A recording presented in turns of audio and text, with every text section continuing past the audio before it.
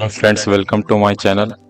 पिछले वीडियो में हमने बात किया था व्याकरण के बारे में, फिर भाषा के बारे में हम लोग पढ़े थे कि भाषा 3 प्रकार का होता है: मौखिक भाषा, लिखित भाषा और सांकेतिक भाषा। फिर हम लोग लिपि के बारे में पढ़े थे कि भाषा लिखने की शैली को लिपि कहते हैं। जैसे हम लोग कुछ लिपि देखे थे: देवनागरी, गुरुमुखी, फारसी, रोमन। उसके बाद हम लोग वर्ण पे चले थे, तो वर्ण इस पढ़े थे हम लोग उस मूल ध्वनि को कहते हैं जिसका खंड या टुकड़ा नहीं कर सकते। फिर हम लोग पढ़े थे कि वर्णों के समूह को वर्णमाला कहते हैं और इसमें वर्णमाला में 52 वर्ण होता है। फिर हम लोग पढ़े थे कि वर्ण 2 प्रकार का होता है: स्वर वर्ण और व्यंजन वर्ण। स्वर वर्ण में बोले थे जिसके उच्चारण में दूसरे वर्ण की सहायता न ली जाए तो उसे स्वर वर्ण कहते थे, और ये 11 होता था। उसके बाद स्वर्ण वर्ण भी 2 प्रकार का होता था: हर्ष स्वर और दीर्घ स्वर। हर्ष स्वर की संख्या 4 होता था और दीर्घ स्वर की संख्या 7 होता था। फिर हम लोग प्लुत स्वर पढ़े थे, ओम वाला। फिर आयोग वाह के बारे में पढ़े थे, अनुस्वार और विसर्ग। फिर हम लोग व्यंजन वर्ण पे बात कर रहे थे कि व्यंजन वर्ण जिसके उच्चारण में स्वर वर्ण की सहायता ली जाए। फिर इसमें भी पढ़े थे हम लोग 3 प्रकार के व्यंजन वर्ण: एक स्पर्श व्यंजन, अंतस्थ व्यंजन और ऊष्म व्यंजन। स्पर्श व्यंजन पढ़े थे हम लोग, इसकी संख्या 25 होती है और ये सब था। उसको अंतस्थ व्यंजन पढ़े थे, इसकी संख्या 4 होती है, य, र, ल, व। और ऊष्म व्यंजन 4 होता है: तलव्य स, मूर्धन्य स, दंडी स, ह। फिर हम लोग संयुक्त व्यंजन पढ़े थे, इसका भी 4 होता है। इस तरह से देखे थे: छ, त्र, ज्ञ और स्र। फिर इसके बाद द्विगुण व्यंजन पढ़े थे, ड़ और ह। तो ये 2 द्विगुण व्यंजन था। इस तरह से टोटल 52 व्यंजन वर्ण हुआ था। ठीक है, स्वर वर्ण 11 पढ़े थे। फिर हम लोग 2 आयोग वाह पढ़े थे। फिर 25 स्पर्श व्यंजन पढ़े। इसके बाद 4 अंतस्थ, 4 ऊष्म और संयुक्त व्यंजन 4। उसके बाद द्विगुण व्यंजन 2। अब जोड़िएगा तो कितना हो जाए: 3, 8, 12, 16, 20, 22, 3 और 2, 3, 2, 5, 52। तो आपका इस तरह से 52 हो गया। ठीक ना। चलिए इसके आगे हम लोग देखते हैं। चलिए आज हम लोग पढ़ेंगे वर्णों के उच्चारण स्थान के बारे में कि कौन सा वर्ण कहाँ से उच्चारण होता है। तो सबसे पहले हम लोग पढ़ेंगे कंठ के बारे में। तो देखिए कंठ से कौन कौन सा: अ, आ, अ, क, ख, ग, घ और ह। तो आपको बोल के भी देखना है। तो ये सब जो वर्ण है कंठ से उच्चारण होने वाले वर्ण हैं। तो कौन कौन सा है: अ है, आ, अह, क, ख, ग, घ, ह। बोल के आपको देखना है। फिर देखिए तालु। तालु मतलब होता है जीभ से। तालु मतलब क्या होता है? जीभ से। तो इसको बोलना है आपको। देखिए हर्षई, दीर्घई, च, छ, ज, झ, य, तलव्य स। तो ये सब जो वर्ण हैं ये जीभ से यानी तालु से उच्चारण होने वाले वर्ण हैं। फिर देखिए मूर्धा। मूर्धा बोलते हैं जो आप ऊपर वाला भाग होता है जीभ के ऊपर, जो आपका मुख है उसके ऊपर वाला भाग। जैसे आप री बोलिए, री, ट, ह, ड, ढ, र। और ये कौन सा स है? तो मूर्धन्य स। देखिए इसका नाम में ही है मूर्धन्य स। ठीक ना। तो ये मूर्धा से उच्चारण होने वाले वर्ण हैं। फिर देखिए दंत से। दंत मतलब होता है दांत।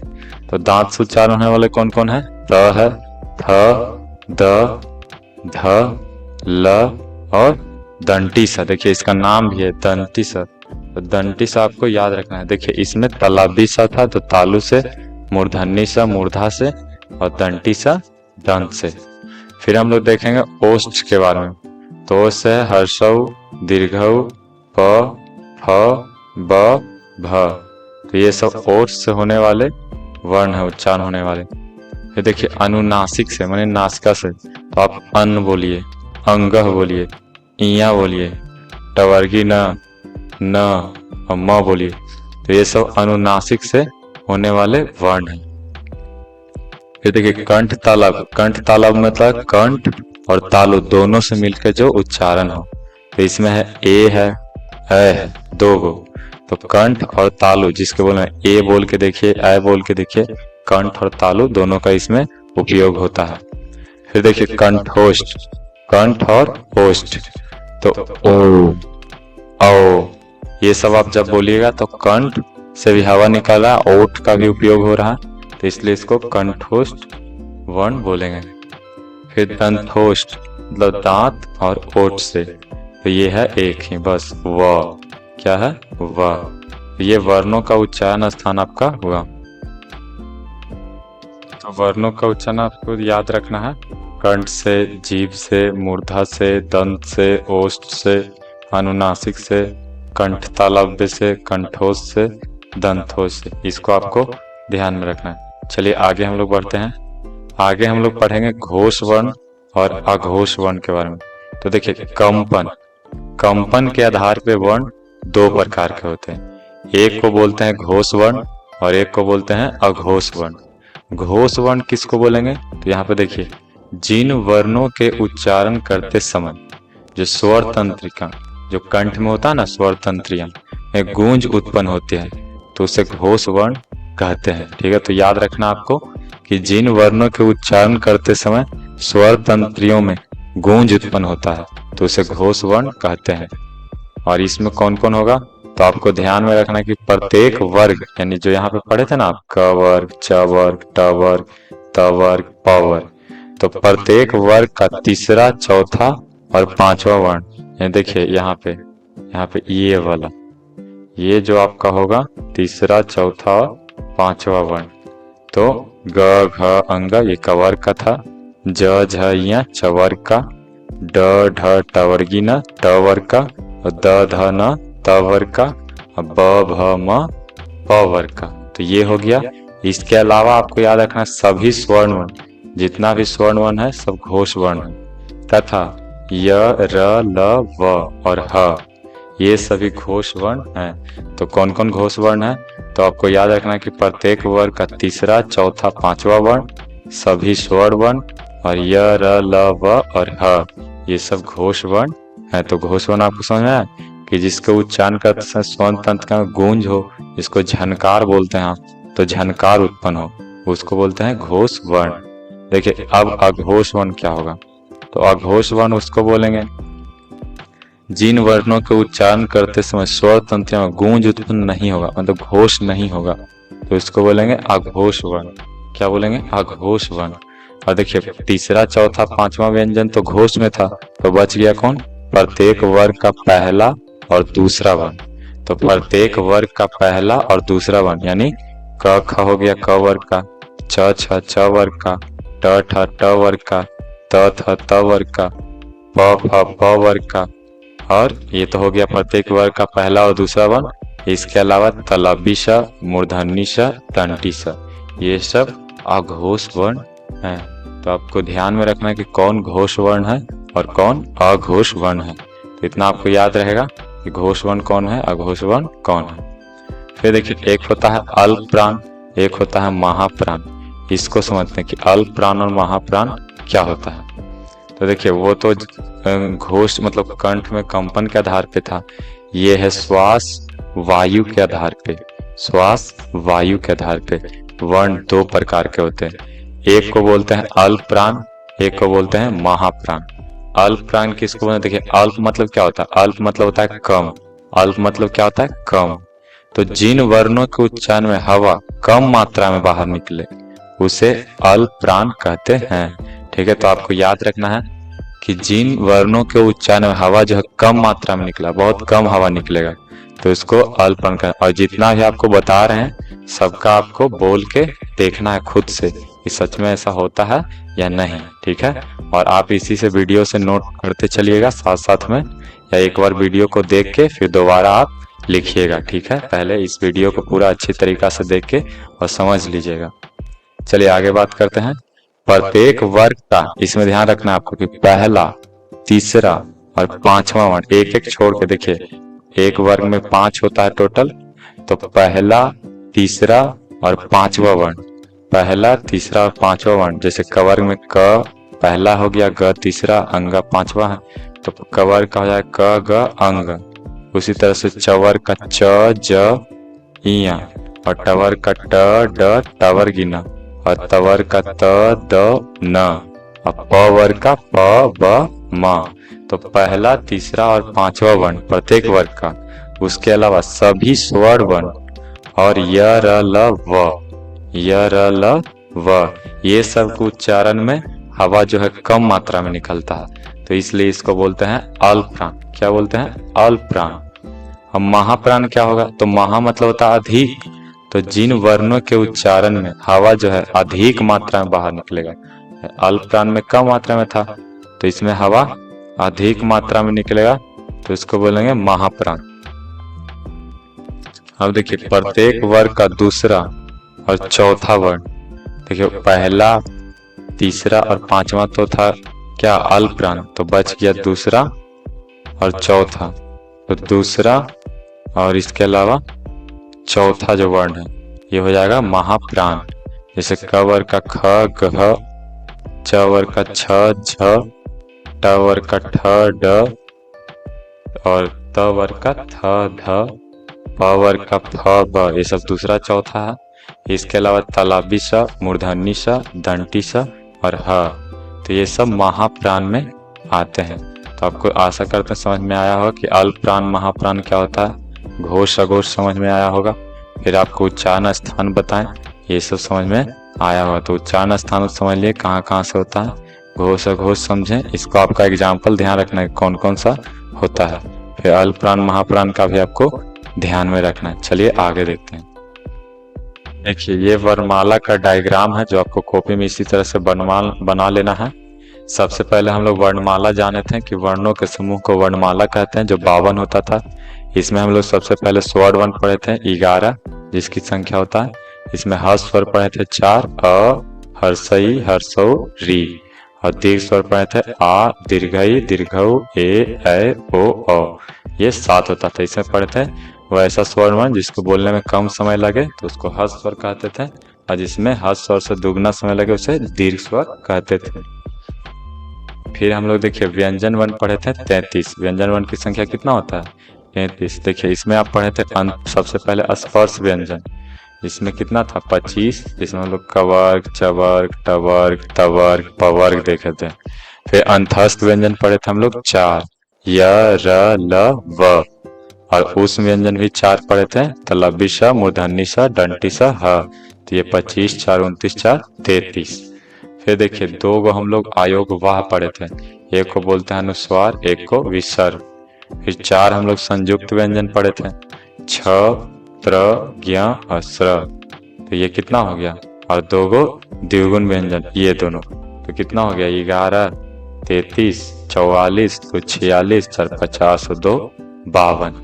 तो ये हम लोग 52 वर्ण पढ़ लिए। चलिए आगे देखते हैं। देखिए आपको अगर विस्तारित रूप बनाना है, शब्दों को तोड़ना है, तो आपको सबसे पहले मात्राएं आनी चाहिए कि कौन किस चीज का मात्रा है। तो आपको ध्यान में रखना कि आ की मात्रा इस तरह से होता है, ये हर्षई की मात्रा होता है, ये दीर्घई, हर्षौ, दीर्घौ, री, ए, यहाँ पे सॉरी ए है, देखिए ओ, औ, अन, अ, और ये चंद्र बिंदु और ये आ की मात्रा, औ की मात्रा है, ठीक ना।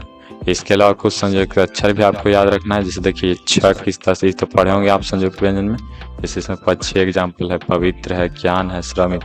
इससे देखिए ज में आधा ज है, इसको बोलेंगे ज में हलंत बोल सकते हैं। इसमें र मिलेगा तो इस तरह से ज्र बन जाएगा। आधा ट है, इसमें पूरा ट मिलेगा तो इस तरह से। तो ये आपको एक एक करके सब ध्यान में रखना है कि जब आधा इस तरह से मिलता है तो किस तरह से लिखाता है, इसको आपको देख लेना है, कॉपी में नोट कर लेना है। फिर देखिए तो ये भी आपको ध्यान में रखना है। और इस तरह से कुछ शब्दों के यहाँ पे विस्तारित रूप है, इसको आप समझिए कैसे है। जैसे कमल है तो पहले क है तो इसका लिखेंगे क में हलंत प्लस अ। फिर म है तो म में हलंत प्लस अ, क्योंकि सब व्यंजन वर्ण स्वर्ण वर्ण की सहायता से बना होता है। फिर ल है तो इसको लिखेंगे ल में हलंत प्लस अ। अब पढ़ना है तो पहले प है तो प का इस तरह से लिखेंगे। फिर ढ है द्विगुण वाला तो इसमें भी अ बुला रहा है तो इसको भी इस तरह से लिख देंगे। अन्ना तो इसमें आ है तो इसमें न में हलंत प्लस आ। फिर देखिए पॉल, अभी बताएं वो अ की मात्रा है तो पौ, तो पौ का पहले प में हलंत प्लस अ हो जाएगा। अल्लाह में कुछ नहीं है तो ल में हलंत प्लस अ। फिर है हिसाब, देखिए ही है तो ह में हलंत प्लस हर्षई। फिर सा है तो स में हलंत प्लस आ। और फिर ब है ब में हलंत प्लस अ। फिर मीरा तो म में हलंत प्लस दीर्घई और र में हलंत प्लस आ, मीरा हो गया। फिर कुटिया तो पहले कु का करेंगे, क में हलंत, हर्षौ की मात्रा है तो हर्षौ। फिर टी है ट में हलंत तो हर्षई की मात्रा है तो हर्षई। फिर या कुटिया। तो देखिए यहाँ पे बैसाखी लिखल है, तो बै है तो पहले इसमें व है तो क्या हो जाएगा व में हलन, और यहाँ पे हो जाएगा ए। देखिए यहाँ पे थोड़ा मिस्टेक है, ए हो जाएगा व सा। तो सा का क्या है, स में हलन प्लस आ, सा हो गया। और खी है तो ख में हलन, तो दीर्घई की मात्रा है तो खी, बैसाखी। फिर देखिए शंख, तो स हो गया और इसमें अन की मात्रा है तो सन। फिर ख, तो ख में कुछ नहीं तो ख हलन प्लस अ। देखिए प्रातः, तो अभी बताए थे पदेन वाला आपको कि इस तरह से पहले र लिखेंगे, र में हलन, फिर आ करेंगे, प्राह तो यहाँ पे आ होगा, और ये अह लगल, अह की मात्रा है तो त में हलन प्लस अ, प्रातः। देखिए कर मठ, पहले र बुला रहा है, र देखिए र जो है म से पहले बुला रहा है, बोल के देखिए कर मठ, तो पहले क का लिखेंगे, क में हलन प्लस अ, और र बुला रहा था तो र का लिखेंगे, र में हलन, और फिर म है तो म में हलन प्लस अ, और ठ का ठ में हलन प्लस अ। ये आपको लास्ट है मृत्युंजय। सबसे पहले क्या है इसमें मृ, तो म में हलन प्लस री, मृ हो गया। आधा त में बताएं उसमें अ नहीं लिखना है आपको, तो आधा त का सिर्फ त में हलन। यू है तो यू का क्या लिखेंगे, य में हलन प्लस हर्षौ, और इस पे देखिए अन की मात्रा है तो इसमें लिखेंगे अन। फिर ज है तो ज में हलन प्लस अ, और य है य में हलन प्लस अ। तो इस तरह से कर्मा एक वर्ड है यहाँ पे, क्या है कर्मा, तो किस तरह से बना हुआ है इसको ध्यान में रखना है। देखिए सबसे पहले यहाँ पर देखें कि क है, क्या है क, तो अभी आपको व्यंजन वर्ण पढ़ा रहे थे उस समय बताए थे कि क जो होता है इस वर्ण की सहायता से बनता है। इसको जब तोड़ेंगे तो इसको लिखेंगे क हलन प्लस अ, क हलन प्लस अ लिखेंगे, क्या लिखेंगे, तो यहाँ पर देखिए ये क हलन प्लस अ हो गया, क टूट के। उसके बाद कर्मा, देखिए कर्मा बोलिएगा तो आप माँ से पहले र बुला रहे, बोल के देखिए कर्मा, तो र जो ये रेफ आपको दिख रहा है ये र की मात्रा है, तो इसके लिए र में हलन होगा। फिर देखिए माँ, तो माँ कैसे होगा, माँ, माँ में माँ के हलंत है और उसमें आ की मात्रा है, क्या चीज का मात्रा है, आ का, तो ये हो जाएगा माँ और आ, तो ये बन गया कर्मा। उसी तरह से फिर देखिए यहाँ पे प्रतिमा, अभी देखते हैं प्रतिमा को, तो प्रतिमा में देखिए पहले प और प्र है, यहाँ पे क्या है प्र, तो प हो गया। याद रखना आपको रेफ वाला हो तो बाद होगा, लेकिन अगर इसको पदेन बोलते हैं, ये देखिए र की मात्रा ये पढ़िएगा जब आप, तो ये इसको रेफ बोलते हैं। एक ऐसे लगता है इसको पदेन बोलते हैं, या नीचे ऐसा जो लगा हुआ है ट्रक में इसको भी पदेन बोलते हैं, ठीक ना। तो जैसे प्रतिमा, तो प्रतिमा को कैसे करेंगे, तो प हो गया, इसमें र का रेफ है तो र हो गया, और अ बुला रहा है इसमें तो ये बन गया प्र। फिर ती है, तो ती में देखिए त है तो त में हलन, और इसमें क्या चीज का मात्रा है, हर्षई का, तो ये हो गया हर्षई प्रति। और माँ है तो माँ में म के हलन और आ, ये बन गया प्रति माँ। उससे तो ये बन गया क्या, प्रतिमा। फिर देखिए ट्रक है तो ट यहाँ पे है तो ट हो गया। फिर देखिए पदेन वाला है तो फिर र लिखेंगे, अ लिखेंगे, तो ट्र, और फिर क है तो क भी बताएं आपको कि क में हलन प्लस अ, जब कुछ नहीं दिखे तो उसमें अ मिला हुआ है, ठीक है। अब देखिए मृत्यु को हम लोग समझते हैं, देखिए म है पहले तो म में हलन तो लिखेंगे, तो ये री का मात्रा है, किस चीज का है, री का, तो री लिखेंगे, मृ हो गया। तो देखिए यहाँ पे आधा त है, इसमें क्या है आधा त, तो आधा त का लिखेंगे त में हलन सिर्फ, और फिर यू है तो य में हलन और यू हर्षौ की मात्रा है तो हर्षौ लिखेंगे, ये बन गया मृत्यु। फिर देखिए अष्टमी, तो पहले अ है तो अ तो की स्वर वर्ण तो किसी की सहायता से नहीं बनता, तो स्वर वर्ण में नहीं लिखेंगे, सिर्फ अ लिखेंगे। फिर देखिए यहाँ पे आधा मूर्धन्य स है तो आधा के लिए आपको सिर्फ हलंत लगाना है। इसमें ट है तो ट का क्या हो जाएगा, ट में हलंत प्लस अ, और मी है तो म में हलंत प्लस दीर्घई, ये बन गया अष्टमी। तो इस तरह से आप विस्तारित रूप कर सकते, विस्तारित रूप खत्म हुआ, और ये वर्ण चैप्टर भी आपका द इंड हुआ। तो आपको ध्यान में रखना है कि इस वीडियो को बार बार आपको रिवीजन करना है, और आपको कॉपी में इसको नोट कर लेना है, ठीक है, और याद कर लेना है। वन चैप्टर से आपका फिर एक भी सवाल नहीं छूटेगा, ठीक है। धन्यवाद।